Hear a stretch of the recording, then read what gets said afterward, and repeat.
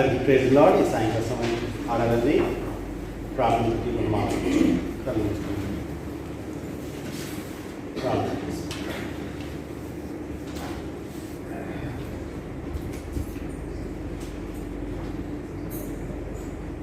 పరలోకం మా ప్రభా యేసయ్య మీకు వందనాలు స్తోత్రం తండ్రి.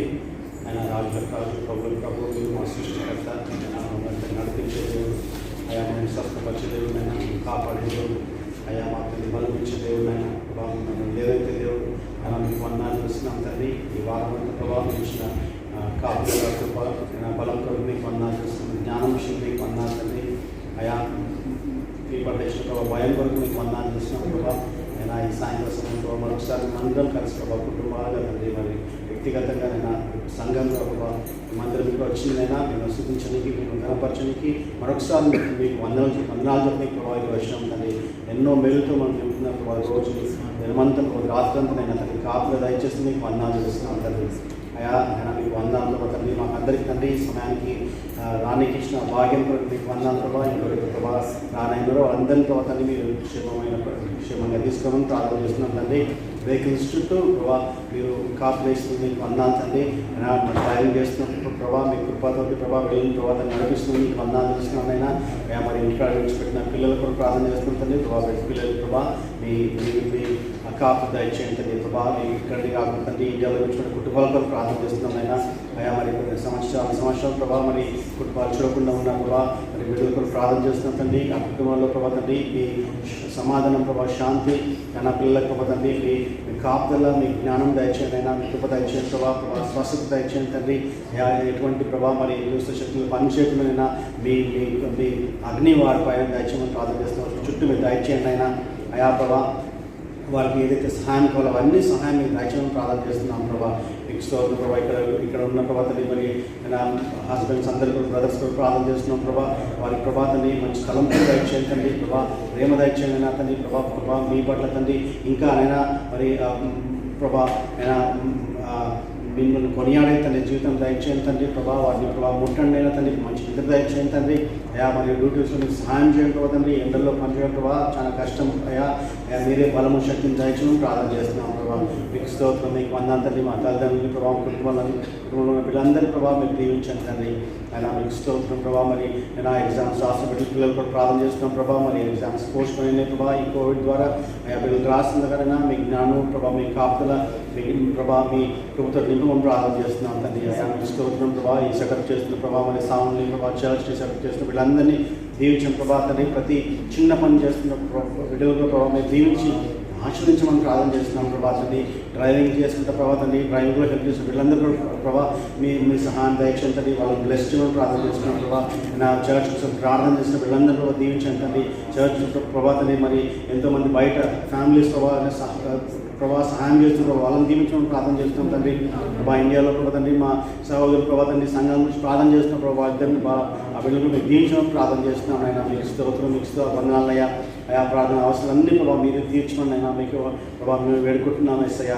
అయా ఈ సాయంకాల సమయం ప్రభావ అనంతలో ప్రభావ మీరు మయం పొందిన అయినా తని ప్రతి మొదటి నుంచి ప్రభావ అంతవరకు ప్రభావ తను మీరే మయం పొందమని అయినా. మరి మేము చర్చ్ తర్వాత స్నాక్స్ తింటప్పుడు ప్రభావ మీ కాపులు దయచేయండి తండ్రి. అయినా మేము మంచిగానైనా మరి ప్రార్థన చేసుకుంటాం ఒకరినొకరు ప్రభావ తండ్రి బలపరచుకొని తండ్రి ఇచ్చిన మంచి సమయం కొరకు మీకు వందనాలు చేస్తున్నాం ప్రభావ. చర్చ్ తర్వాత కూడా అయా మీకు స్తోత్రం తండ్రి, మీకు వందనాలు తండ్రి. అయా ఈ సాయంకాల సమయం మీ దీవులతో నింపమని ప్రభావ, మీ సన్నిధితో నింపమని ప్రభావ మీ ఆశ్రమంలో మనం తాకమని అయినా మేము వేడుకుంటూ యేసు క్రీస్తు పేర వేడుకొచ్చినాం తండ్రి.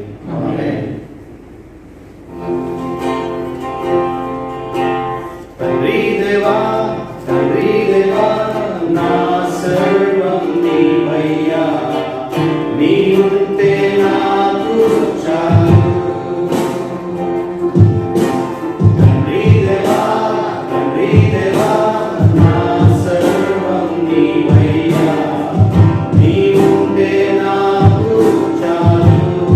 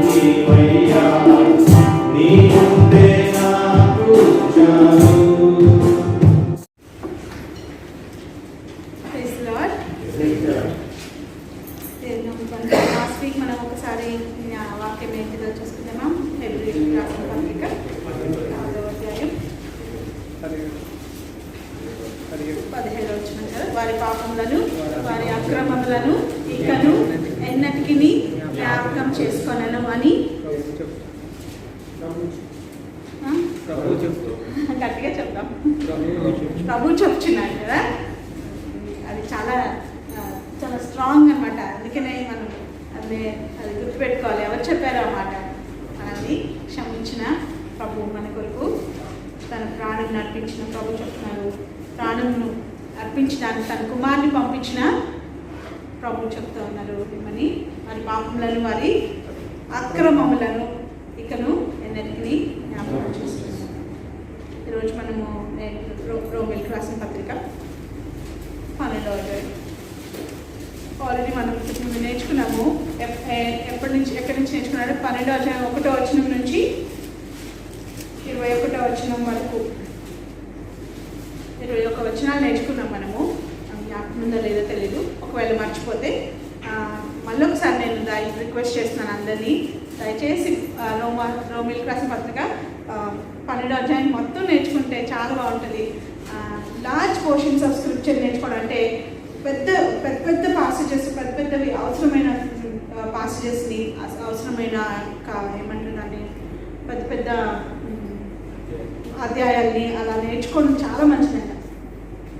అది ఒకవేళ నేను నేర్చుకోలేనండి, అసలు నాకు అర్థం చేయడం ఏమంటుందని నాకు జ్ఞాపకశక్తి అంత ఎక్కువ ఉండదు అని అంటాం కదా, అది అలాగనే ఉండిపోతుంది అనమాట. అది దిమ్ముగానే ఉండిపోతుంది. ఎప్పుడైతే మనం నేర్చుకోవడానికి ప్రయత్నం చేస్తూ నీకు ఇష్టం వచ్చిన మెథడ్లో, నా మెథడ్ వేరే, నేను నేర్చుకునే మెథడ్ వేరే, మీకు ఇష్టమైన మెథడ్ ఏదైనా ఎలా నేర్చుకుంటే బాగుంటుందో రాసుకొని పెట్టుకోవాలా. కానీ ఏదో ఒక విధంగా నువ్వు దేవుని వాక్యానికి నీ హృదయంలో చోటు ఇచ్చావు అంటే ట్రూలీ నువ్వు జ్ఞానవంతుడు అనమాట. యూనివర్సిటీలో చాలా పెద్ద ఒకవేళ సర్టిఫికేట్లు పొందకపోవచ్చు, పెద్ద కాలేజెస్కి వెళ్ళి చదువుకోకపోవచ్చు, దానికన్నా మించిన జ్ఞానవంతుడు అని ఎవరినైనా వచ్చే తెలుసా? దేవుని వాక్యాన్ని గుండెల్లో పెట్టుకోగలిగిన వాడు, దేవుని వాక్యాన్ని నేర్చుకోగలిగిన వాడు, దేవుని వాక్యాన్ని ఎవరైనా సరే. మేము అదే మనం రీసెంట్గా లెసన్ నేర్చుకుంటున్నప్పుడు అనుకుంటా ఉన్నాం అనమాట, దేవుని వాక్యాన్ని నేర్చుకోగలిగిన వాడే నిజమైన ఎడ్యుకేటెడ్ పర్సన్, లిటరరీ ఉన్న పర్సన్ అని చెప్పేసి నేర్చుకున్నాం అనమాట. ఏమంటారు దాన్ని? అక్షరాస్యుడు అంటారు కదా మనం తెలుగులో. సో నిజమైన అక్షరాస్యులు ఎవరంటే దేవుని వాక్యాన్ని నేర్చుకోగలిగి గుండెల్లో పెట్టుకోగలిగిన వాడు. సో మనం దయచేసి వాక్యాన్ని నేర్చుకుందాము. 12వ అధ్యాయంలో 10వ వచనం చూద్దాము.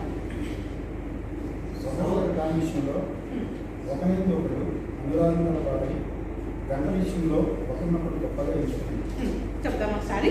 రోమా 12:10. సహోదర ప్రేమ విషయంలో ఒకరియందొకడు అనురాగము గలవారై, ఘనత విషయంలో ఒకరినొకడు గొప్పగా ఎంచుకొనిడి. ఇక్కడ రిపీట్ అయిన విషయాలు ఏమేమి 2 సార్లు కనిపిస్తున్నాయి. ఏం చూద్దామా? ఏం చెప్పగలుగుతారా? ఒకరియందొకడు, ఇంకా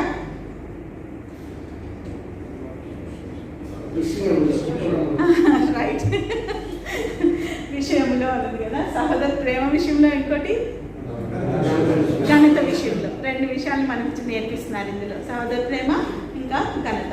ఈ రెండింటిని మనము కొంచెం ఒత్తి చెప్తున్నారంటే సీరియస్గా చెప్తా ఉన్నామండి. నాకు కూడా సహోదర ప్రేమతోనే నేను మీకు చెప్పాను ఏమని, వాక్యం తీసి మనం నేర్చుకుందాము అని. అంటే నేనేదో ఎక్స్పర్ట్ అని కాదు, కూడా అదే దారిలో నేను అర్థం చేసుకున్న దాన్ని మీకు నేను తెలియజేస్తున్నాను. నేర్చుకోవడానికి నేను కూడా ప్రయత్నం చేస్తూ ఉంటాను. పెద్ద పాసేజెస్, పెద్ద వాక్యాలు, అధ్యాయాలు అలా నేర్చుకోవడానికి ప్రయత్నం చేద్దామని నేను కూడా ట్రై చేస్తున్నాను. సో నేను కూడా నా సహోదరులను ఎంకరేజ్ చేయాలని ఆశపడుతూ చెప్తాను అనమాట. సహోదర ప్రేమ విషయంలో ఒకరియందొకడు అనురాగం గలవారై, ఘనత విషయంలో ఒకరినొకడు గొప్పగా ఎంచుకొనిడి. సహోదర ప్రేమ విషయంలో ఒకరియందొకడు అనురాగం గలవారై, ఘనత విషయంలో ఒకరినొకడు గొప్పగా ఎంచుకొనిడి.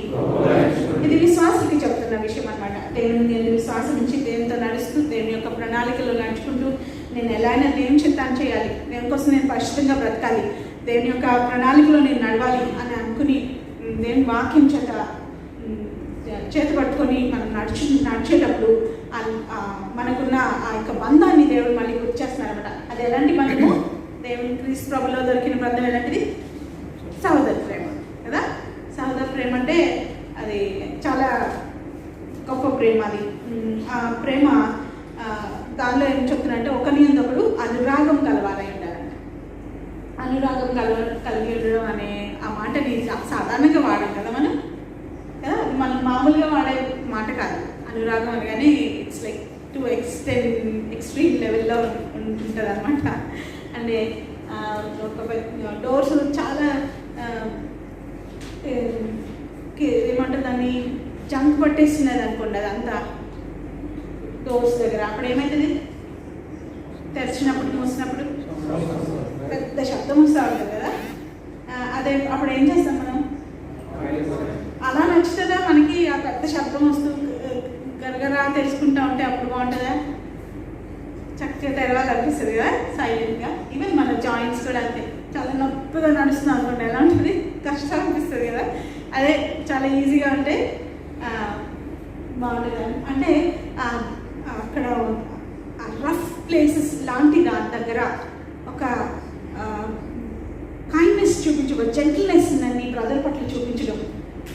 అది అవతల జెంటిల్గా ఉంటే నేను కూడా జెంటిల్గా ఉంటానండి అని అంట కదా.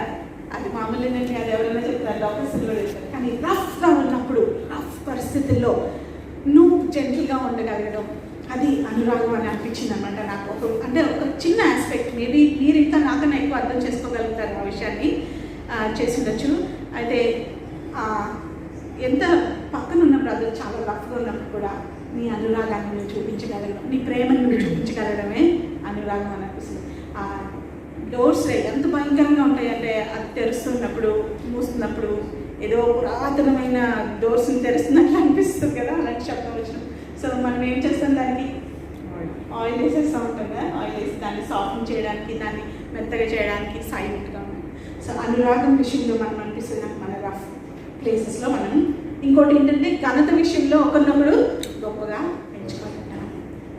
ఘనత దగ్గరికి వచ్చేసరికల్లా అది నాకే దక్కాలి, అది ఎలాగైనా నాకే దక్కాలని అనుకుంటాం కదా. ఒక్కోసారి పక్కన ఉన్న వాళ్ళు చేసింది కూడా మన మీద పెట్టేసుకొని మనం గొప్ప చేసేసుకుంటూ ఉంటాం అనమాట. ప్రేమ విషయంలో ఒకరినొకడు అనురాగం గలవారై ఘనత విషయంలో ఒకరినొకడు గొప్పగా ఎంచుకోండి. ఒకసారి అందరం చెప్తాం. రోమా 12:10. సహోదర ప్రేమ విషయంలో ఒకరినొకడు అనురాగం గలవారై ఘనత విషయంలో ఒకరినొకడు గొప్పగా ఎంచుకోండి. దేవుని పరిశుద్ధ నామాన్ని బట్టి వందనాలు చెల్లిస్తున్నాం. ఈ సమయంలో చిన్న అప్డేట్ ఏంటంటే, మా నాన్నగారి కోసం హాస్పిటల్ నుంచి డిశ్చార్జ్ అయ్యారు. దేవుని కృపను బట్టి మీ అందరి ప్రార్థన వల్ల. సో ఇంటి దగ్గరే ప్రస్తుతం ఒక 5 days డ్రెస్సింగ్ చేయాలంటే ఇంకా కాదు. దానికోసం కూడా కంప్లీట్ రికవరీ కోసం ప్రేయర్ చేయండి. Thank you. ఈ సమయంలో మనం దేవుని వాక్యం చదువుకుందాం. 1 యోహాను పత్రిక 3వ అధ్యాయము 1 నుంచి 3 వచనాలు చదువుకుందాం. అందరూ తీద్దాం. ఓకే, 1 యోహాను పత్రిక 3వ అధ్యాయము 1 నుంచి 3 వచనం చదవండి.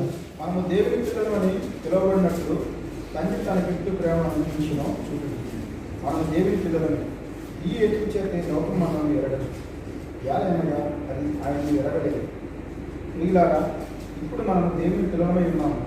మనం ఇంకా ఏమైందో అది ఇంకా ప్రత్యక్షపరచబడలేదు, కానీ ఆయన ప్రత్యక్షమైనప్పుడు ఆయన ఉన్నట్లుగానే ఆయన చూడు. కనుక ఆయన కోరుకుందని ఎదుగు ఆయన ఎందుకు ఈ నిరీక్షణ పెట్టుకుని ప్రతివాడు ఆయన పవిత్రుడు ఉన్నట్లుగా మన పవిత్రుగా చేసుకున్నాము. సరే, చిన్న ప్రార్థన చేసుకుందాం. పరలోకమందున మా తండ్రి, పరిశుద్ధ మా దేవానికి వందనాలు, స్తుతులు, స్తోత్రాలు చెల్లిస్తున్నాం. ఈ యొక్క సాయంత్రం ప్రభువా నీ సన్నిధిలో చేరి నిన్ను ఇంతవరకు ఆరాధించడానికి, స్తుతించడానికి మాకు ఇచ్చిన భాగ్యానికి వందనాలు. ప్రభువా ఈ సమయంలో మీ వాక్యాన్ని ధ్యానిస్తుండగా పరిశుద్ధాత్మ దేవా మీ మెల్లనైన స్వరంతో నాతో మాతో మీరు మాట్లాడండి. దేవా ఈ సమయంలో మా అందరికీ ప్రభువా మరి నీ కృపను అనుగ్రహించండి. నాయన అల్పుడును నాయన నీ సన్నిధిలో నిలబడుతుండగా నీ సురక్షను మరుగు చేసి మీ నామాన్ని మహిమ తెచ్చుకోండి. యేసు పరిశుద్ధ నామమున ప్రార్థించి వేడుకొంచున్నాను తండ్రి. ఆమేన్. ఓకే, ఇక చదువుబడిన యోహాను పత్రిక గురించి ఆలోచించక ముందు మనం ఇప్పటివరకు యోహాను సువార్త వాక్య ధ్యానాలు చేస్తున్నాం కదా. పాస్టర్ గారు లాస్ట్ వీక్ మాత్రమే కీర్తనలు చేశారు. అంతకుముందు అంతా మనం యోహాను సువార్తను మనం ధ్యానం చేస్తూ వచ్చాం. అయితే ఈరోజు ఆ యోహాను రాసినటువంటి పత్రికను మనం ధ్యానం చేద్దాం. ఈ మొదటి యోహాను పత్రిక ఎవరు రాశారు అని అంటే దేవుడు 12 మంది శిష్యుల్లో తనకి ఇష్టమైన ఆ యొక్క స్నేహితుడైనటువంటి యోహాను గారు రాశారు. అండ్ యోహాను సువార్త, మొదటి 2, 3 పత్రికలు, ఇంకా ప్రకటన గ్రంథం కదా. సో ఈ పుస్తకాలు, ఈ యొక్క గ్రంథాన్ని బైబిల్ రాసినట్టుగా చూస్తాం. ఈ గురించి ఆలోచించినప్పుడు ఈయన్ని ఉరిమెడి వారు అనేటువంటి జబదేయి కుమారులు ఒకడైనటువంటి ఈయన యోహాను అని మనం చూస్తాం. ఇంకొకటి యోహాను అనే మాటకి అర్థం ఏంటంటే యెహోవా కృపగలవాడు, యెహోవా కృపగలవాడు అని అర్థం వస్తుంది. అయితే ఇది ఎప్పుడు రాశాడు అని మనం జస్ట్గా ఆలోచిస్తే అది 85-95 సంవత్సరాల మధ్యలో ఆయన రాశాడట. అంటే ఆల్మోస్ట్ ఆ యొక్క ఫస్ట్ సెంచరీ లేదంటే ఆ దశాబ్దంలో ముగింపులో ఆయన ఈ మాటల్ని రాసినట్లుగా మనం చూస్తాం. ఆ టైంలో ఈ యోహాను గారు ఎఫెసులో ఆయన ఒక పాస్టర్గా ఉండేవాడు ఒక చర్చ్లో. అక్కడి నుంచి ఈ పత్రిక రాశాడు అని చాలా మంది చరిత్రకారులు చెప్తా ఉంటారు. అయితే ఈయన రాయాల్సినటువంటి టైంలో ఎలా ఉండేది అని ఆలోచిస్తే ఆ టైంలో 3rd జనరేషన్ క్రిస్టియన్స్ వచ్చారు. అంటే మొట్టమొదటి తరం, 2వ తరం అయిపోయింది, ఇంకా 3వ తరపు క్రైస్తవ్యం వచ్చింది. అయితే మొట్టమొదటి 2 తరాల్లో ఉన్నటువంటి ఉద్యమం కానీ, లేదంటే ఆ ఉత్సాహం కానీ, లేదంటే ఆ యొక్క ప్రత్యేకత కానీ, ఆ పరిశుద్ధత కానీ ఈ 3వ తరం క్రైస్తవుల్లో లేకుండా పోయింది. అయితే ఇవన్నీ చూస్తున్న యోహాను గారు ఈ టైంలో ఎలా అయిపోయింది అంటే అదొక నామకార్థ క్రైస్తవ్యం వచ్చేసింది. ఇంకా యాంత్రికమైనటువంటి మెకానికల్గా ఆ యొక్క ఫెలోషిప్లు ఉంటా ఉన్నాయి, సాంప్రదాయబద్ధమైనటువంటి సహవాసాలు ఏర్పడతా ఉన్నాయి. అప్పటి వరకు లోకానికి వేరుగా ఉండేది సంఘం, ఇప్పుడు సంఘంలోనికి లోకం వచ్చేసినట్లుగా చూస్తాం.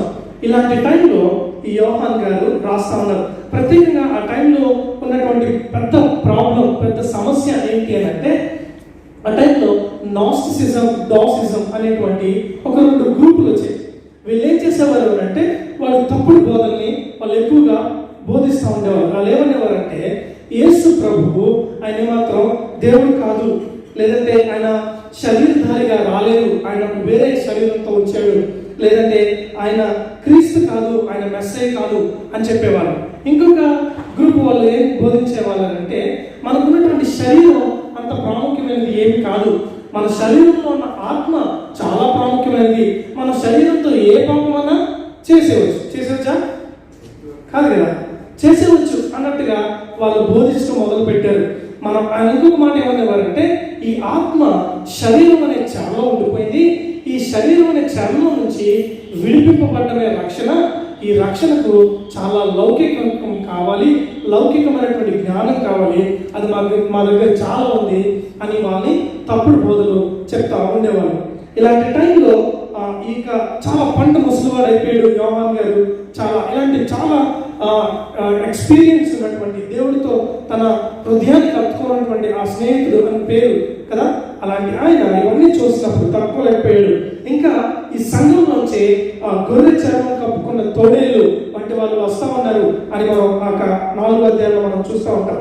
ఇవన్నీ కూడా చూసినప్పుడు ఈయన ఏం చేశాడు అంటే చూస్తూ ఊరుకోలేకపోయాడు. ఊరిని వారుగా సంఘంలో జరుగుతున్న ఇలాంటి పరిస్థితులన్నింటినీ ఆయన చాలా గట్టిగా ఖండిస్తూ ఈ పత్రికను రాశాడు. ఇంకొకటి, ఈ పత్రికలో మొత్తం 5 అధ్యాయాలు ఉంటాయి, 105 వచనాలు ఉంటాయి. అయితే మనం ఇందులో 3 వచనాలు మాత్రమే ఈరోజు మనం ధ్యానం చేస్తాం. అయితే ఇంకొకటి ఆలోచించడానికి, ఇది రాయడానికి ఒక 5-fold పర్పస్ ఆ ఫస్ట్ ఎపిసోడ్ అని అంటూ ఉంటారు. ఏంటి అని అంటే ఆయన ఎందుకు రాశాడు అని ఒక 5 వచనాలు చెప్పి నేను త్వరగా ముందుకు వెళ్తాను. 1వ అధ్యాయము 3వ వచనంలో ఏమని అనుకుంటారు చూడండి, నేను చదువుతున్నాను. మాతో కూడా మీకును సహవాసం కలుగునట్లు మేము చూచిన దాన్ని వినిన దాన్ని మీకును తెలియజేస్తున్నాము. మన సహవాసం అయితే తండ్రితో కూడాను ఆయన కుమారుడైన యేసుక్రీస్తుతో కూడాను. అంటే మన సహవాసం ఎలా ఉండాలి? మన సహవాసం మన తండ్రితోనూ మన కుమారుడైన యేసుక్రీస్తుతోని మన సహవాసం ఉండాలి అని మొట్టమొదటి రాస్తున్నాడు. రెండవది పర్పస్ ఏంటి అని అంటే 4వ వచనం తర్వాత వచనం, మన సంతోషము పరిపూర్ణమగటాలని మీకు ఈ సంగతులు రాస్తాడు. రెండవది ఏంటి, మన సంతోషం పరిపూర్ణం అవ్వాలని రాస్తున్నాడు. మూడవది ఆయన 2వ అధ్యాయం 1వ వచనంలో, నా చిన్నపిల్లలారా మీరు పాపము చేయకుండాటకై ఈ సంగతులను మీకు రాయించాడు. మూడో విషయం ఏంటి అని అంటే మనం పాపం చేయకూడదు అని, చిన్నపిల్లారా అని పెద్దోడైపోయాడు కదా, చాలా జాగ్రత్తగా ఆయన వాళ్ళకి చెప్తున్నట్టుగా చూస్తాం.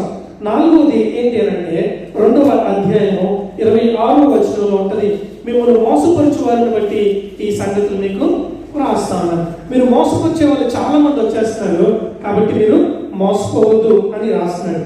ఇంకొకటి లాస్ట్ గా 5వ అధ్యాయం 13వ వచనంలో ఉంటది, దేవుని కుమారుని నామమందు విశ్వాసం ఉంచి మీరు నిత్య జీవం గలవారని తెలుసుకున్నట్లు నేను ఈ సంగతులు మీకు రాస్తాను. 5వ పర్పస్ ఏంటి అంటే మీకు దేవుడు ఆయన మీద విశ్వాసం ఉంచడం ద్వారా మీకు నిత్య జీవం వచ్చింది అని అనే విషయాలు చెప్తూ, కాబట్టి ఈ విషయాలన్నీ కూడా రాస్తా ఉన్నాను అని ఆయన చెప్తాను.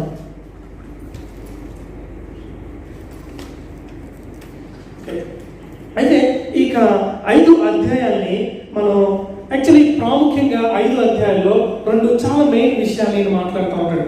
1, 2 ఈ అధ్యాయంలో ఆయన ఏం చెప్తాడు అని అంటే ఆయన ప్రత్యేకంగా ఆయన నేను చదువుతున్నాను 5వ వచనం నేను చదువుతున్నాను చూడండి, మేము ఆయన వలన విని మీకు ప్రకటించు వర్తమానం ఏమనగా దేవుడు వెలుగై ఉన్నాడు, ఆయన యందు చీకటి ఎంత మాత్రం లేదు.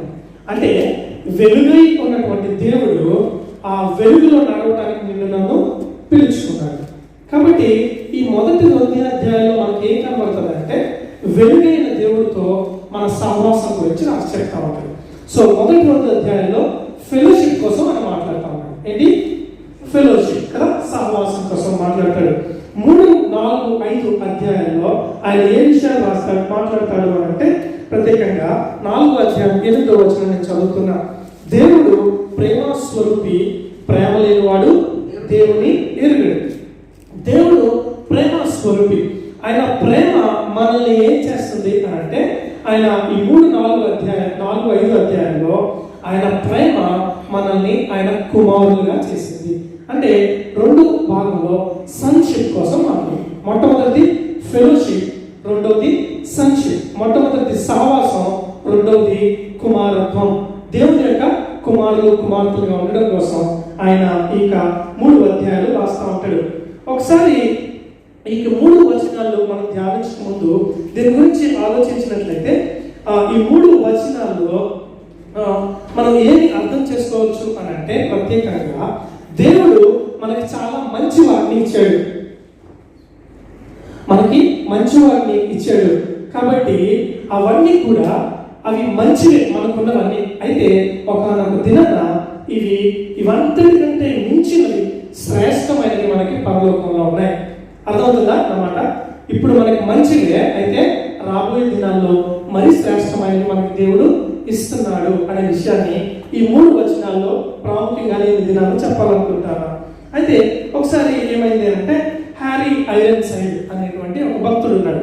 ఆ భక్తుడు కవర్ చేసుకుంటాడు చూస్తుంది. ఓకే, సో మనము హ్యారీ ఐరన్సైడ్ అనేటువంటి ఆయన చాలా మంచి భక్తుడు, మంచి పాస్టర్ గారు. ఆయనకి ఒక ఆమె ఒక స్త్రీ వచ్చి ఆమెకున్న ప్రాబ్లం చెప్పుకున్నది. అయితే ఆమె చెప్పకముందే ఆమెకున్న ప్రాబ్లం ఆ పాస్టర్ గారికి ముందే తెలుసు. ఏంటా ప్రాబ్లం అంటే చెప్పిందంట, పాస్టర్ గారు నేను ఎక్కడికి వెళ్ళినా సరే, నేను ఒక రెస్టారెంట్కి వెళ్ళినా, నేను ఒక చర్చ్కి వెళ్ళినా, నేను మా ఇంటికి వెళ్ళినా, ఎక్కడికి వెళ్ళినా ఒక 2 నన్ను వెంబడిస్తున్నారండి. వాళ్ళు 2 నన్ను వెంబడిస్తున్నారు. వాళ్ళు ఎవరో తెలియట్లేదు, వాళ్ళ మీద నాకు చాలా భయంగా ఉందండి అని చెప్పినారు. అప్పుడు ఆయన అన్నాడంట, అవునా, అయితే మరి పోలీస్ కంప్లైంట్ ఇవ్వకపోయామమ్మా అని అన్నాడు.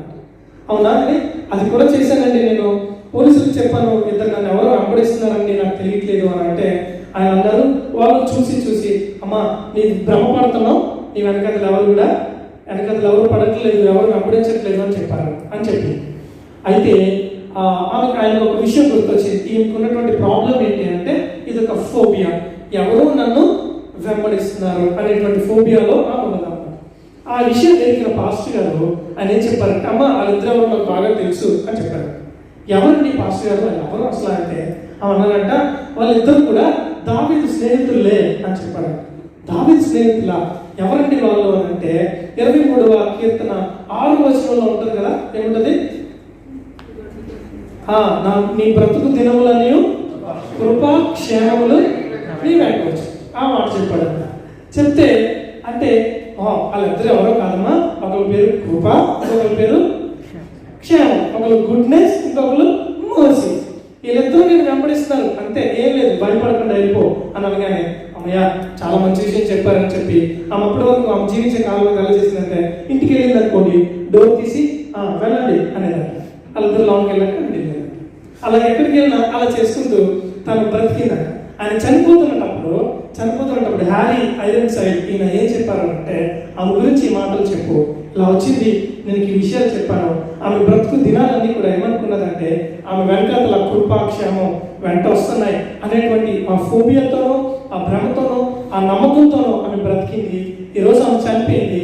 అయితే ఆమె వాస్తవికంలో ఉన్నటువంటి ఆ కృపాక్షేమంలోకి ఆమె వెళ్ళిపోయింది అని చెప్పి ఆయన మాటలు ఆమె కోసం చెప్పినట్లుగా చూస్తాం. అయితే ఈరోజు మనం ఈ 3 వచనాల్లో కూడా మనం కూడా ఆ వాస్తవికతలోకి, లేదంటే మనకున్న మంచిలో నుంచి అతి శ్రేష్టమైన వాటికి ఎలాగ వెళ్ళగలమో ఈ 3 వచనాలు చదువుతాం. ఒకసారి నేను చదువుతాను, జాగ్రత్తగా వినండి. తర్వాత మనం ఒక్కొక్క వచనాన్ని ధ్యానం చేసి ముగించుకుందాం. మనము దేవుని పిల్లలమని పిలువబడినట్లు తండ్రి మనకెట్టి ప్రేమ అనుగ్రహించలో చూడడి, మనము దేవుని పిల్లలమే. ఈ హేతువు చేత లోకము మనలను ఎరుగదు, ఎలాగనగా అది ఆయన్ను ఎరుగలేదు. ప్రియులారా, ఇప్పుడు మనము దేవుని పిల్లలమై ఉన్నాము. మనం ఇక ఏమవుతుందో అది ఇంకా ప్రత్యక్షపరచబడలేదు, కానీ ఆయన ప్రత్యక్షమైనప్పుడు ఆయన ఉన్నట్లుగానే ఆయనను చూతుము కనుక ఆయనను పోలి ఉందమని ఎరుగుదుము. 3వ వచనం, ఆయన యందు ఈ నిరీక్షణ పెట్టుకున్న ప్రతి వాడును ఆయన పవిత్రుడై ఉన్నట్టుగా తను పవిత్రునిగా చేసుకున్నాను. ఈ 3 వచనాల్లో మొట్టమొదటి విషయంలో మనకి ఏమర్థమవుతుంది అంటే, దేవుడు మన జీవితాల్లో ఏమై ఉన్నాము అనే విషయాన్ని చెప్తాడు. దేవుడు మనకి ఆయనలో మనకి ఇచ్చినటువంటి ఆ హోదా, లేదంటే ఆ డిగ్నిటీ ఇన్ క్రైస్ట్, దేవునిలో మనకున్నటువంటి ఆ గౌరవప్రదమైన హోదా ఏంటో ఆయన మొట్టమొదటి వచనంలో ఆయన చెప్తా ఉన్నాడు. 2వ వచనంలో మనం ఏం చూస్తాము అంటే, మన యొక్క డెస్టినీ ఏంటో, మనకున్న గమ్యం, మనం ఎక్కడికి వెళ్తా ఉన్నాం. మొట్టమొదటి మనకున్నటువంటి డిగ్నిటీ, 2వ వచనంలో మనకున్నటువంటి డెస్టినీ ఏంటి, మనం ఎక్కడికి వెళ్ళబోతా ఉన్నాం, మనకి రాబో దినాల్లో ఒకరోజు మనం ఏమవుతాం అనే విషయాన్ని చెప్తా ఉన్నాడు. 3వ విషయంలో ఈ డిగ్నిటీ కలిగిన మనము ఆ డెస్టినీకి వెళ్ళడానికి మధ్యలో మనం కొన్ని పనులు చేయాలి. వాటిని మన డ్యూటీ అంటే మనం చేయాల్సిన పనులు ఏంటో ఆ 3వ వచనంలో ఆయన చెప్తా ఉన్నాడు.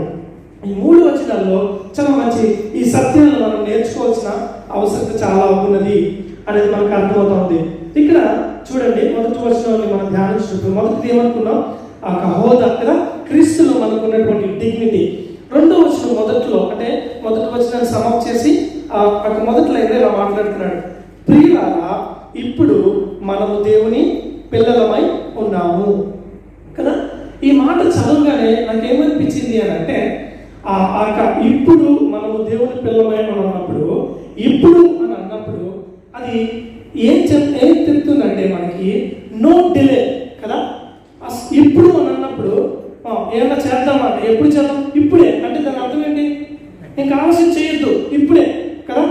సో ఇప్పుడు మనం దేవుని పిల్లలు అన్నప్పుడు దేర్ ఇస్ నో డిలే. ఏంటి డిలే అని అన్నప్పుడు మనకి కదా. సో దేవుని పిల్లలు అవడానికి మనల్ని పిలుచుకున్నాడు కదా. ఆయన 3-4 అధ్యాయాలు సంక్షిప్త గురించి మాట్లాడుతూ ఉన్నాడు. పిల్లలు అని అన్నప్పుడు యోహాను సువార్త 1:12 అధ్యాయం 12 ఏమంటది, తనందరికీ గ్రహించులో అనగా తన నామమందు విశ్వాసం ఉంచు ప్రతి వారికి ఆయన కుమారుడు అవడానికి ఆయన అధికారం ఇచ్చిన రాస్తుంది కదా. ఇక్కడ పిల్లలకి లేదంటే కుమారులకి ఏమైనా తేడా చెప్తారా? మనందరికి పిల్లలు ఉన్నారు చాలా మందికి కదా. పిల్లలు అంటే ఏంటి అని అంటే, పిల్లలు వారసులు కదా, మనకి వారసులు. కానీ వాళ్ళకి తండ్రికి ఉన్న ఆస్తి మీద వాళ్ళకి హక్కులు ఉంటాయా?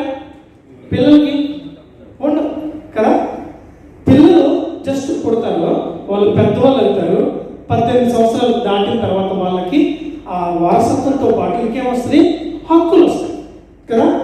కానీ దేవుని ప్రజలుగా, దేవుని బిడ్డలుగా ఎవరైతే ఆయన మీద విశ్వాసం ఉంచుతామో, ఆయన దేవుడిని నమ్ముతామో, ఆయన మా కోసం, నా కోసం, నా పాపం కోసం ఆయన చనిపోయాడని మన హృదయంలో నిజమైనటువంటి పశ్చాత్తాపంతో దేవుడి దగ్గరికి వచ్చినప్పుడు మనం ఏమవుతామంట, ఆయన పిల్లలు అవుతాము.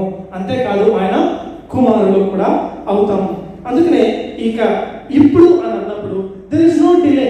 సో నువ్వు నేను యేసు ప్రభువుని అంగీకరించమా, ఆయన సొంత రక్షకంగా అంగీకరించమా, మన పాపములు ఆయన దగ్గర పశ్చాత్తాపడి ఒప్పుకున్నామా? అలా ఒప్పుకున్నట్లయితే నువ్వు నేను కూడా ఆయనతో కూడా వారసత్వం, అంతేకాదు దాంట్లో హక్కుదారులుగా దేవుడు నిన్ను నన్ను చేశాడు. అది మొట్టమొదటిది, నో డిలే అనే విషయాన్ని మనం చూస్తాం. రెండోది ఏంటి అంటే, మళ్ళీ అదే మాటలు నేను చదువుతున్నాను చూడండి. ప్రియులారా, ఇప్పుడు మనము దేవుని పిల్లలమై ఉన్నాము. ఏమై ఉన్నాం మనము? దేవుని పిల్లలై ఉంటారు అని అన్నారా? ఉన్నాము అంటే అర్థం ఏంటి? No doubt, there is no delay, ఇంకా నో డౌట్. అసలు సందేహించాల్సిన అవసరమే లేదు. ఇక యోహాను రాసినటువంటి రచన శైలి, అంటే ఆ రైటింగ్ స్టైల్ని ఏమంటారంటే హిస్టారికల్స్ ఆయన ఏం చెప్పినా చాలా ఖచ్చితంగా చెప్పినట్టుగా రాస్తూ ఉంటాడు. అందుకే పాస్టర్ గారు ఎక్కువ ఆ 21వ వచనంలో రాస్తాడు, మీ గురించి సంగతులు ఎందుకు రాస్తున్నారంటే ఆయన దేవుడని, ఆయన దేవుడు కుమారుడని మీరు తెలుసుకోవాలని రూఢిగా రాస్తున్నారు. సో ఆ ఖచ్చితత్వాన్ని ఆయన ఆ రాసేటువంటి విధానంలో మనం చూస్తాం. ఇక్కడ రెండవది ఏంటి అంటే దెర్ ఇస్ నో డిలే, రెండవది దెర్ ఇస్ నో డౌట్, అంటే సందేహం అనేది మనకి లేదు. దేవుని పిల్లలు అయిపోయాం ఎవరు అనేది మనం చెప్తాం. ఎవరైనా చెప్తారో ఆ మాటను బట్టి మళ్ళీ చదువుతా చూడండి. ప్రియులారా, ఇప్పుడు మనము దేవుని పిల్లలమై ఉన్నాము. ఎవరు? ఆ వచనాన్ని బట్టి చెప్పండి. మనము. సూపర్ కదా.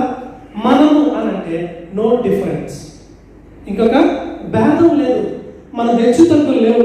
చదువుకున్న వాళ్ళు, చదువు లేని వాళ్ళు, డబ్బు ఉన్న వాళ్ళు, డబ్బు లేని వాళ్ళు, అగ్రకులం, అరగానికం, ఏది కూడా దేవుని పిల్లలు అవడానికి డిఫరెన్స్ లేదంట. సో ఈ మాట ఒక్క మాట కదా. ప్రియులారా, ఇప్పుడు మనము దేవుని పిల్లలు ఉన్నప్పుడు అది మనకి దేవుణ్ణి అంగీకరించిన వెంటనే ఆయన దేవుని బిడ్డలుగా చేసుకుంటా ఉన్నాడు.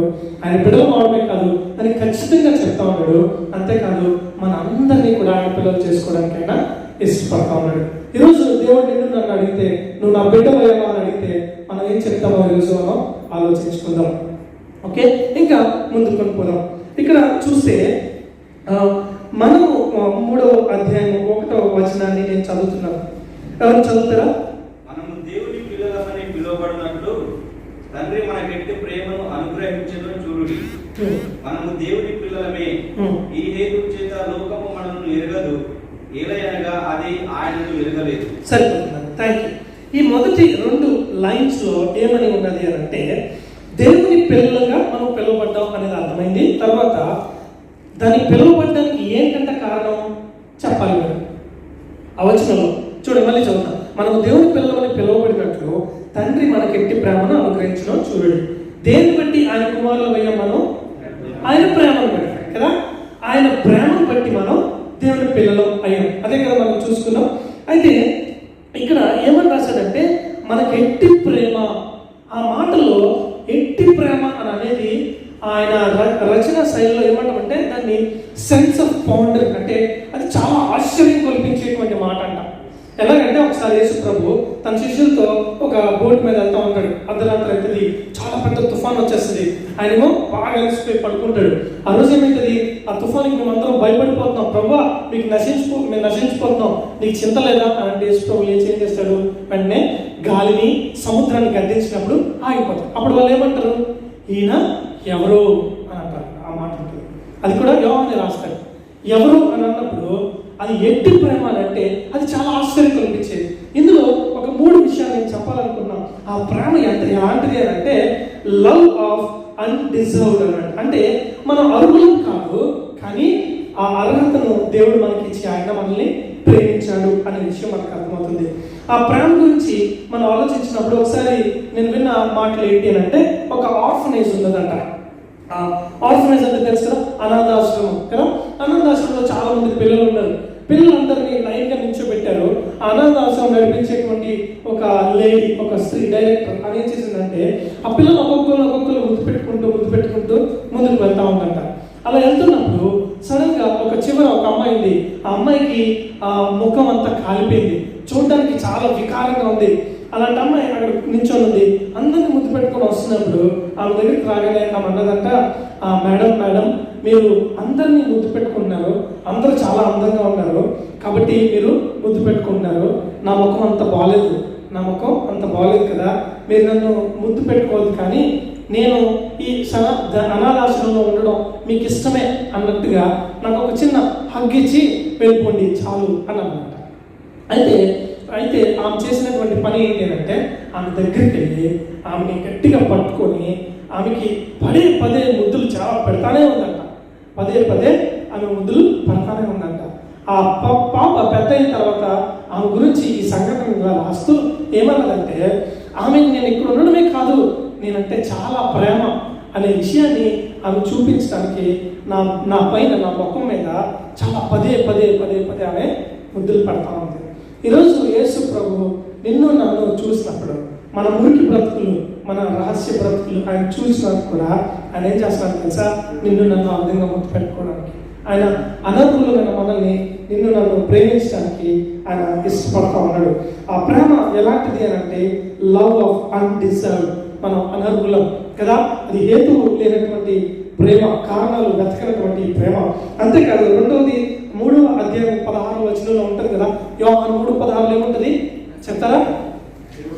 దేవుడు లోకాన్ని కదా, ఎంతో అంటే మనం చాలా నెమ్మదిగా ఉన్నాం కదా, ఎంతో అని చదవాలేమో కదా, దాన్ని వీ కెనాట్ మెజర్. ఆ యొక్క ప్రేమను మనం ఏమాత్రం కొలవలేం. అందుకే పౌలు గారు అంటాడు, ఆ ప్రేమ యొక్క వెడల్పు, ఆ ప్రేమ యొక్క ఎత్తు, ఆ ప్రేమ యొక్క లోతు నేను తెలుసుకోవాలనుకుంటున్నా, అది ఎంతో చాలా గొప్పది. అలాంటి ప్రేమ దేవుడు నాకు నీకు ఇచ్చాడు అని మనకి అర్థమవుతోంది. మూడవదిగా అది చాలా ప్రత్యేకమైనటువంటి ప్రేమ, అది ఒక యూనిక్ అనేటువంటి ప్రేమ అనేది మనకు అర్థమవుతుంది. ఒకసారి ఒక ఆయన ఏమనుకున్నాడంటే, దేవుడి ప్రేమ గురించి తెలుసుకున్న ఆయన చాలా ఎక్కువ ఆనందిస్తూ అనుకున్నాడంట, దేవుడి ప్రేమ గురించి నేను రాద్దాం ఏమన్నా అని ఆయన మొదలుపెట్టి రాస్తా ఉన్నాడు. కొన్ని పేజీలు రాసిన తర్వాత ఆయనకు అర్థమైపోయింది, ఆయన ప్రేమ గురించి నేను ఏమాత్రం రాయలేను, నేనేంటి ఆ గొప్ప అనంతులైన దేవుని ప్రేమ గురించి నేను రాయడం ఏంటి అని చెప్పి ఆయన ఒక చిన్న పద్యం రాశారంట. ఆ పద్యం ఎలా ఉంటుంది అని అంటే, ఆయన ఏమంటారంటే, ఈ లోకంలో ఉన్న నీరంతా కూడా సిరా అయిపోతే, ఈ ఆకాశం అంతా కూడా ఒక పేపర్, ఒక రాసేటువంటి కాగితం అయిపోతే, ఈ లోకంలో ఉన్న చెట్లు అన్నీ కూడా కలముగా మారిపోతే, ఈ లోకంలో ఉన్న ప్రతి మనిషి ఆయన ప్రేమ గురించి రాసేటువంటి ఒక కవిగా ఉంటే, వీళ్ళందరూ ఇక కొద్ది రోజుల కంట ఈ లోకంలో ఉన్న వాటర్ అంతా అయిపోతుందంట, ఇక కనబడే ఆకాశం అంతా అయిపోతుందంట, ఇంకా ఆ చెట్లన్నీ కూడా అయిపోతాయంట, ఇంకా రాసేటువంటి కవులు కూడా అయిపోతారంట. ఆయన అంటాడు, అన్ని రాసి అయినా ఆయన ప్రేమ యొక్క పరిచయం ముగింపబడలేదు. ఆయన ప్రేమ గురించి ఇంట్రొడక్షన్ కావలేదంట. అది ఆయన ప్రేమ యొక్క ఉన్నతత్వం. సో అలాంటి ప్రేమతో నిన్ను నన్ను ప్రేమిస్తున్నాడు. నిన్ను నన్ను ఆయన డిలే చేయలే, ఆయన బిడ్డలుగా చేసుకోవడానికి. మనం డిలే చేసామేమో, ఇది నాకు ఎందుకులే, తర్వాత చూద్దాం, ఇంకొక నెక్స్ట్ ఇయర్ చూద్దాం, లేదంటే ఇంటికి వెళ్ళాక చూద్దాం, చాలా డిలే చేసామేమో. కానీ దేవుడు ఈరోజు చాలా ఆతురతో అడుగుతా ఉన్నాడు. ఆయన దేర్ ఇస్ నో డిలే, నిన్ను బిడ్డగా చేసుకోవడానికి ఇష్టపడతా ఉన్నాను. అంతేకాదు, నేను కన్ఫర్మ్ చేస్తాను, దేర్ ఇస్ నో డౌట్, నువ్వు నా బిడ్డగా నేను ఉండడానికి పిలుచుకున్నాను. అంతేకాదు, ఆయన డిఫరెన్స్ లేకుండా నిన్ను నన్ను ప్రేమిస్తా ఉన్నాడు. ఆ ప్రేమ ఎలాంటిదో మనం చూసాం. అంత గొప్ప ప్రేమతో నిన్ను నన్ను ఆయన ప్రేమిస్తున్నట్లుగా చూస్తాం. అయితే ఈయన మొట్టమొదటి వచనంలో ఇంకొక విషయాన్ని చెప్తున్నాడు. ఈ డిగ్నిటీలో ఉన్నటువంటి విషయాలు అవన్నీ చూసాం కదా. ఇంకొకటి చదువుతున్నాను చూడండి. మనం దేవుని పిల్లలని పిలువబడినట్లు తండ్రి మనకి ఎట్టి ప్రేమను అనుగ్రహించిన చూడండి, మనం దేవుని పిల్లలమే. అయితే ఈ డిగ్నిటీతో పాటు ఇంకొక విషయాన్ని కూడా చెప్తున్నాడు. ఈ హేతువు చేత, అంటే ఈ కారణం బట్టి లోకము మనలను ఎరుగదు, ఎలాగా అది ఆయనను ఎరగడం అనే మాటని అర్థం చేసుకోవాలంటే, సింపుల్ గా చెప్పాలంటే, ఆయన్ని ఈ లోకం ఈ ఎరగలేదు అని అన్నప్పుడు అంగీకరించలేదు కదా. కాబట్టి దేవుని బిడ్డలుగా ఉన్న నిన్ను నన్ను కూడా ఈ లోకం అంగీకరించదు అనేటువంటి విషయం చూడండి. యోహాను సువార్త 1వ అధ్యాయము 11వ వచనం చదువుతారా ఉన్నా? యోహాను సువార్త 1వ అధ్యాయం 11వ వచనం. ఆయన తన స్వకీయ యుద్ధకు వచ్చాడు. ఆయన స్వకీయులు ఆయనను అనుసరించలేదు. ఆయన స్వకీయుల యుద్ధకు ఆయన వచ్చాడంట. కానీ ఏమైందంట? ఆ స్వకీయులు అంటే వాళ్ళ ఇంట్లో వాళ్ళే ఆయన్ని అంగీకరించలేదు. ఇంకా లోకం ఎక్కడ అంగీకరిస్తుంది కదా. సో ఈ మాట మనకి ఆయన్ని అంగీకరించలేదు అనే విషయం మనకి చాలా స్పష్టంగా కనబడతా ఉంది. ఇంకొక వచనం చదువుతా, యోహాను సువార్త 18-19 వచ్చి చదవండి. యోహాను సువార్త 18వ అధ్యాయము. ఎప్పుడైనా దేవుని చూడలేదు, తండ్రి రొమ్ముననున్న అద్వితీయ కుమారుడే ఆయనను బయలుపరచెను. నీవెవడవని అడుగుటకు యూదులు యెరూషలేము నుండి యాజకులను లేవీయులను యోహాను వద్దకు పంపినప్పుడు అతడు ఇచ్చిన సాక్ష్యం ఇదే. అతడు ఎరుగనక ఒప్పుకొనెను, కానని ఒప్పుకొనెను. ఓకే, 18-19 కదా. ప్రధాన యాజకుడు ఆయన శిష్యులను గూర్చి ఆయన బోధను గూర్చి యేసును అడగగా, యేసు నేను బాహటముగా లోకం ఎదుట మాట్లాడుతుని యూదులందరూ కూడి వచ్చి సమాజ మందిరంలో దేవాలయంలో ఎల్లప్పుడూ బోధించుకుని రహస్యంగా నేనేం మాట్లాడలేదు, నీవు నన్ను అడుగునేలా ఇవన్నీ చెప్పిన తర్వాత ఆయన ఏమంటాడనంటే, ఇదిగో నేను చెప్పినది వీరెరుగుదరని కొంచెం చెప్పాను. సరే, మీకంటే ముందు అనే మాట ఉంటుంది. ఓకే, సరే, ఈ మాటలు బట్టి మనం చూసినప్పుడు యేసుక్రీస్తు ఆయన చెప్పేటువంటి మాట ఏంటి అంటే, మీరు నా కుమారులు అయినప్పుడు మీకు ఉన్నటువంటి డిగ్నిటీతో పాటు, మీకు ఉన్నటువంటి ఆ హోదాతో పాటు మీకు ఒక సమస్య కూడా ఉంది. ఏంటి అంటే, నన్ను ఈ లోకం అంగీకరించలే, మిమ్మల్ని అంగీకరించదు అనే విషయం చెప్తున్నాడు. ఇంకా ఈ లోకం నన్ను ఎరగలేదు, మిమ్మల్ని కూడా ఎరగదు. అంతేకాదు, ఈ లోకం నన్ను ద్వేషించింది, మిమ్మల్ని కూడా ద్వేషిస్తూ ఉంది. అదే కదా మనం చూస్తూ ఉంటాం, చాలాసార్లు మనం ప్రార్థన చేస్తాం. మన ఇండియాలో పర్సిక్యూషన్ కదా, ఆ యొక్క పరిస్థితులన్నీ కూడా చాలా గందరగోళంగా ఉన్నాయి. క్రైస్తవులను వాళ్ళని హింసిస్తూ ఉన్నారు, వాళ్ళ కోసం ప్రార్థన చేయండి. మనకైతే ఆ ప్రాబ్లం లేదు, కానీ దేవుడి కృపను బట్టి సో అలాంటి వాళ్ళ కోసం మనం ప్రార్థన చేయ బంధువులమై ఉన్నాము అనేది మనకి అర్థమవుతుంది. సో రెండో ఒక వచనం నేను చదువుతున్నా. ప్రియులారా, ఇప్పుడు మనము దేవుని పిల్లలమై ఉన్నాం, ఇది మనం చూసుకున్నాం.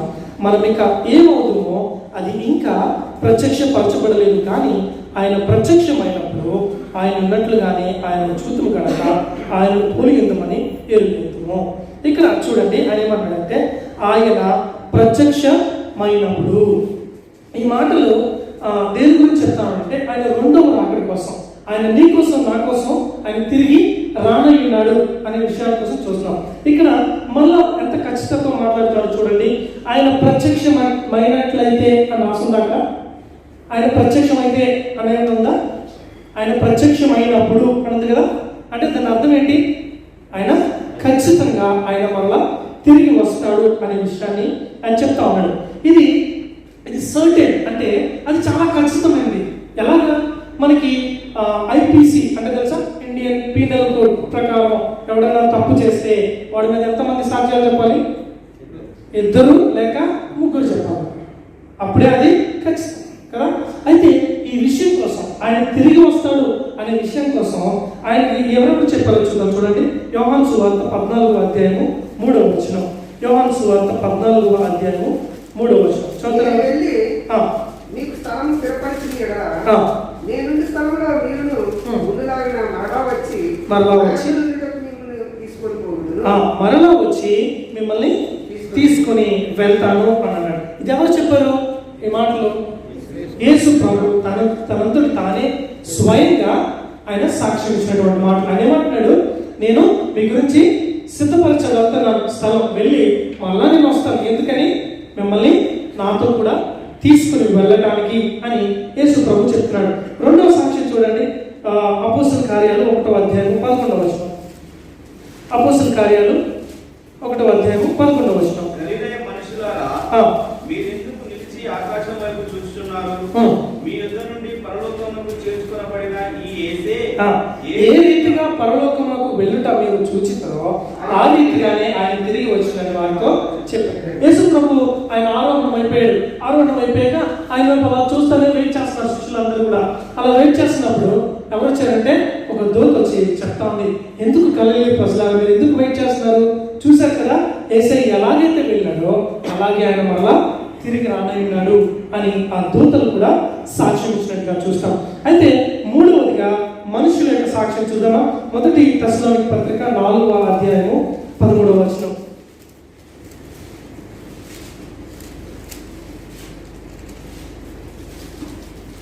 4వ అధ్యాయము 13వ వచనం.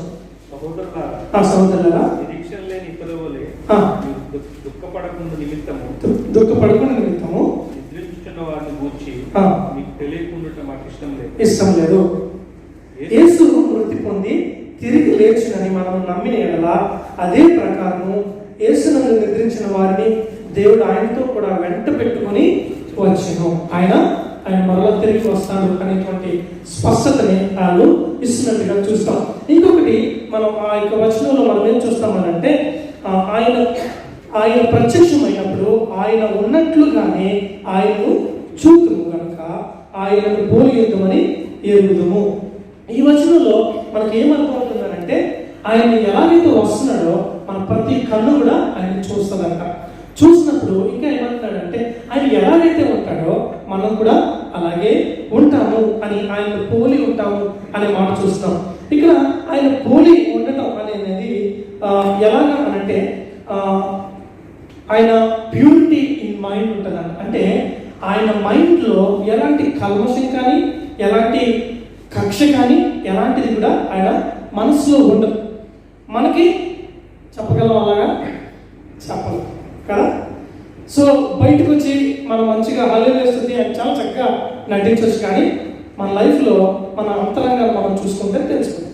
కానీ ఆయన వచ్చినప్పుడు, ఆయన మన కోసం వచ్చినప్పుడు, మనల్ని ఆయనతో తీసుకెళ్తున్నప్పుడు ఆయనలాగే ఉంటాం అర్థం తెలుసా? మనలో కూడా మన ప్యూరిటీ ఇన్ మైండ్ మనకు కూడా వస్తుంది అనే విషయం మనకి అర్థమవుతా ఉంటుంది. ఇంకొకటి ఫిలిప్పీయులకు రాసిన పత్రిక 3వ అధ్యాయం 20వ వచనం చదువుతారా? ఫిలిప్పీయులకు రాసిన పత్రిక 3వ అధ్యాయం 20వ వచనం. మన పౌరస్థితి పరలోకమందున్నది. ఓకే. సమస్తము తమ లోపల శక్తిని బట్టి ఆయన మన దిన శరీరము తన మహిమ శరీరముకు రెండోది ఏంటి అంటే ఈ వచనం ప్రకారం ఆయన నీకు నాకు కూడా ఆయనకు మహిమ శరీరం ఉంటుంది. ఆయన వచ్చినప్పుడు మనకు కూడా ఎలా ఉంటుంది? అదే మహిమ శరీరాన్ని దేవుడు నీకు నాకు ఇవ్వడానికి ఆయన ఇష్టపడతా ఉన్నాడు. మైండ్లో ప్యూరిటీ ఇస్తున్నాడు, మన శరీరంలో మహిమ శరీరాన్ని ఇస్తున్నాడు. హృదయానికి ఏమిస్తున్నాడో తెలుసా? హృదయానికి సాటిస్ఫాక్షన్ ఇస్తున్నాడు. ఏంటంట? తృప్తిని ఇస్తా ఉన్నాడు. ఈ విషయాన్ని ఎరిగినటువంటి దావీదు ఆయన మాటల్లో అంటాడు చూడండి. కీర్తనలు 17వ అధ్యాయము 15వ వచనంలో ఆయన అంటాడు చూడండి. కీర్తనలు 17:15 చదవండి. నేనైతే నీతికరవాడనై నీ ముఖ దర్శనము చేసేదను. నేను మేల్కొన్నప్పుడు నీ స్వరూప దర్శనముతో నా ఆశను తీర్చుకుందును. సరే, ఇంకా లాస్ట్ ఇంకోండి అంతే కదా. నేను నా ఆశను తీర్చుకుంటాను. ఎలా తీర్చుకుంటాడంటే మళ్ళీ చదవండి లైన్ లాస్ట్ లైన్. స్వరూప దర్శనం. ఆయన వస్తున్నప్పుడు, ఆయన చూసినప్పుడు నా ఆశ తీరిపోవాలి కదా. మనకు ఒక పాట ఉంటుంది. ఏం పాట? ఆహా ఎప్పుడో నా ఆశ తీరుతుందో ఆ దేవుణ్ణి నేను ఎప్పుడు చూస్తాను కదా. ఈ మాట అది నాకు గుర్తొచ్చినప్పుడు ఏమనిపించిందంటే, క్రైస్తవులుగా ఉన్న మనందరం ఇక్కడ కూర్చున్న అందరం మనకి నిజంగా ఇలాంటి ఆశ ఉందా? నిజంగా గుండెలో చేస్తాం మనం చెప్పగలమా? మన ఆశ ఏంటంటే దేవుని నమ్ముకున్నాను అప్పులు తీరిపోవాలి, దేవుని నమ్ముకున్నాను ఉద్యోగాలు వచ్చాయి, దేవుని నమ్ముకున్నాను పెళ్ళిళ్ళు అయిపోవాలా. ఇవే మన ఆశలు. అబ్బా నా దేవుడు ఎప్పుడు వస్తాడు, ఆయన నేను ఎప్పుడు చూస్తాను, ఆయన స్వరూపం చూడగానే నాకు సాటిస్ఫాక్షన్ వస్తుంది, నా హృదయంలో ఎక్కడ లేని తృప్తి వస్తుంది. ఆ పాట రాసింది ఎవరంటేనంటే గొర్రెలు కాసుకునే అబ్బాయి అంట. పిఎస్ స్వామి తన మెసేజ్ ఒకసారి మాట చెప్తా ఉన్నాడు. అది గొర్రెలు కాసుకునే అబ్బాయి రాశాడంట. అబ్బాయి వచ్చి ఒక యూత్ రిట్రీట్ అవుతుంటే కూర్చుంటాను సార్ ప్లీజ్ సార్ అంటే, అరే నువ్వు గొర్రెలు కాసుకునేవాడివి, ఇది స్టూడెంట్స్ రిట్రీట్ రా, నువ్వు ఇక్కడే చేస్తావు అని పంపించేశాడంట. వాడు వెళ్ళి గొర్రెలు కాసుకుంటూ ఈ పాట రాశాడంట. ఈ పాటలో ఆయన అంటాడు, ఆహా నేను ఎప్పుడు చూస్తాను ఆ దేవుణ్ణి, ఆయన ఎప్పుడు వస్తాడు, ఆయన గురించి నేను వెతుకుతా ఉన్నా. సో నిజంగా ఇక్కడ కూర్చున్న మనకి అలాంటి ఆశ ఉందా? అలాంటి ఆశ లేకపోతే నువ్వు నాకంటే అంత దురదృష్టం ఎవరు ఉండడేమో అనిపిస్తుంది కదా. సో దేవుడు ఆయన మరలా వస్తా ఉన్నాడు నిన్ను నన్ను తీసుకెళ్ళడానికి. ఆయన చూసినప్పుడు మనకి మైండ్ మారుతుంది, మన పాపకు తుచ్చమైన బ్రతుకులు మారితే మన శరీరం మహిమ శరీరం అవుతుంది, మనకు హృదయంలో ఆశ అంతా కూడా తీరుతుంది అనేది మనకు అర్థమవుతుంది. త్వరగా నేను వెళ్తాను. 3వ వచనం నేను చదువుతున్నా. ఆయన యందు ఈ నిరీక్షణ పెట్టుకున్న ప్రతి వాడును ఆయన పవిత్రుడై ఉన్నట్టుగా తను పవిత్రుడిగా చేస్తున్నాం. ఈ మాటలో ఆయన ఏమంటున్నాడు? మొట్టమొదటి మనం చూసాం ఆయన దేవుడిలో మనకి ఇచ్చిన డిగ్నిటీ ఏంటో చూసాం, ఆయన హోదా ఏమి ఇచ్చాడో చూసాం. ఆ హోదాలో అది మనకి ఎప్పుడు అది ఇప్పుడే కదా, నో డిలే, నో డౌట్. అది అంతేకాదు నో డిఫరెన్స్ అనే విషయాన్ని మనం చూసాం. అంతేకాదు అది ఎలాగ ఆయన తన కుమారుడిగా చేస్తున్నాడు, ఆయన అపరిమితమైన ప్రేమతో, హద్దులు లేని ప్రేమతో, ఆయన మెజర్ చేయలేనటువంటి ప్రేమతో, ప్రత్యేకమైన ప్రేమతో నిన్ను నన్ను ఆయన కుమారుడిగా చేస్తున్నాడు. అంతేకాదు ఆయన ఒక దినాన నీ కోసం నా కోసం ఆయన తిరిగి రానయ్యున్నాడు అనేది మన డెస్టినీ కూడా ఆయన చెప్పాడు. 3వది ఏంటి? ఆ యొక్క డిగ్నిటీ కలిగిన నువ్వు నేను ఆ డెస్టినీ చేరే మధ్యలో నువ్వు నేను చేయాల్సిన డ్యూటీ ఏంటో చూద్దాం. చూడండి ఈ 3వ వచనంలో ఆయన ఏమంటాడు అంటే, ఆయన ఏమైనాడంట? ఆయన పవిత్రుడైనట్టుగా తన్ను పవిత్రంగా చేసుకున్నాం. సో దేవుని కోసం, ఆయన రాకడ కోసం ఎదురు చూస్తున్న మనము పవిత్రులుగా మనం ఉంచుకుంటామా? ఈ మాట నేను చూసినప్పుడు నన్ను నేను పవిత్ర పరచుకోవాలి. That is my duty. ఆయన డెస్టినీకి వెళ్ళే ముందు అనేది అర్థం చేసుకో. ఒకసారి ఒక ఆయన రాసుకున్నటువంటి పుస్తకంలో మాటలు ఏంటి అంటే, no grudge in my heart. No grudge in my heart అంటే నా హృదయంలో ఎలాంటి కక్ష కానీ ఎలాంటి కోపం కానీ ఉండకూడదు అని రాసుకున్నాడు అన్నమాట. 2వది నో డెప్ట్ ఇన్ మై పాకెట్. నా యొక్క జోబిలో డెప్ట్ అంటే అప్పు. ఏ అప్పు? దేవుడికి ఇచ్చే విషయంలో, దేవుడికి ఇచ్చే విషయంలో, దేవుడికి ఇవ్వాల్సిన దశమభాగం కానీ ఏదైనా దేవుడికి ఇచ్చే విషయంలో నేను అచ్చి ఉండకూడదు అని 2వది రాసుకున్నాడు. 3వది no drink in my fridge. నా యొక్క ఫ్రిడ్జ్ ఉంటుంది కదా మనకి, ఆ ఫ్రిడ్జ్లో నేను దేవుడికి అయిష్టమైన పానీయం ఏది కూడా అందులో ఉండకూడదు అని రాసుకున్నాడంట. ఎందుకు? ఏ వ్యక్తి ఆయన రాకడ కోసం ఎదురు చూస్తున్నటువంటి వ్యక్తి. 4వది no filthy books on my bed. అల్లా ఇవన్నిటి దగ్గరికి మనం వచ్చినప్పుడు మనం పవిత్రపరచుకొని దేవుడి దగ్గరికి మనం అప్పగించుకొని ప్రభు కోసం మనం నిలబడగలుగుతాం. ఇక 3 వచనాల్లో 3 విషయాలు చూసాం. దేవుడు నీకు నాకు ఇచ్చినటువంటి ఆ యొక్క డిగ్నిటీ, హోదా ఏంటో చూసాం, మన యొక్క గమ్యం ఏంటో చూసాం. 3వదిగా ఆ గమ్యానికి వెళ్ళడానికి మనం చేయాల్సిన పనులు ఏంటో చూసాం. సో దేవుడు బిడ్డలుగా ఇక్కడ ఉన్న మనందరితో కూడా దేవుడు మాట్లాడాలని నమ్ముతా ఉన్నాం. చిన్న ప్రార్థన చేసుకొని వదిలించుకుందాం. పరలోకమందున మా తండ్రి, పరిశుద్ధ మా దేవానికి స్తుతులు స్తోత్రాలు చెల్లించుకుంటున్నాం. ఇంతవరకు నీ మాటలతో మాతో మాట్లాడారు, అందుని బట్టి వందనాలు.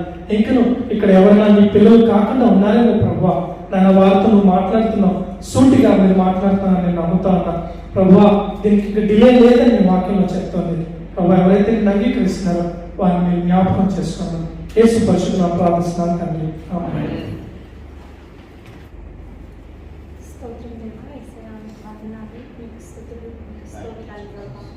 ఉన్నతమైన మహోన్నతమైన మా ప్రభువైన దేవ, నీకు వందనాలు చెల్లించుకుంటున్నామైనా నాయన.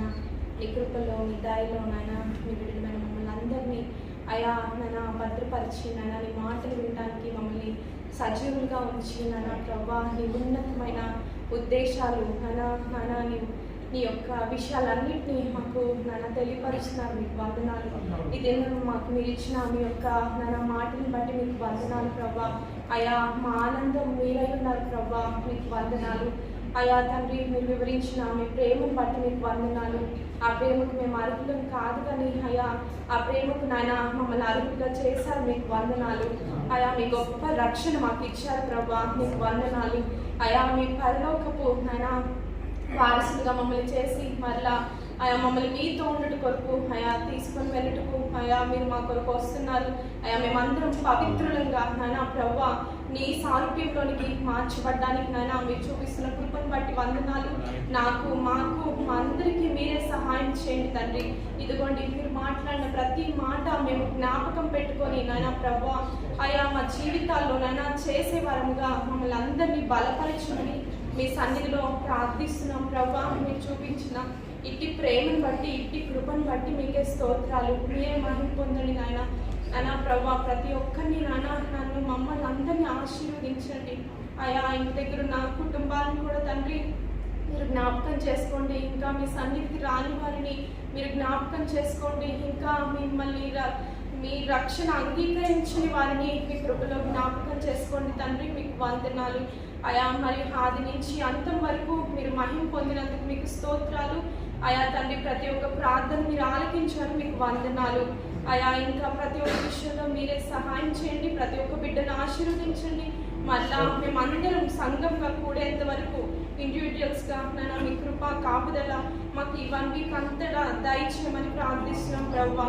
నాన్న మరి నాన్న తెచ్చిన కానుకలను బట్టి కూడా వందనాలు. ప్రతి బిడ్డను ఆశీర్వదించండి, మీకు వందనాలు అయా. ఇంకా ఉన్న సమయాన్ని దీవించండి నాన్న. మీరే మహిమ పొందుకొనమని యేసయ్య నామమున అడుగుచున్నాం తండ్రి. మన ప్రభు రక్షకుని యేసుక్రీస్తు కృప, తండ్రి అయిన దేవుని ప్రేమ, పరిశుద్ధాత్మ కన్యక సహవాసం ఇప్పుడు ఎల్లప్పుడూ సదాకాలం నుండి గాక. ఆమేన్. ఆశీర్వాదం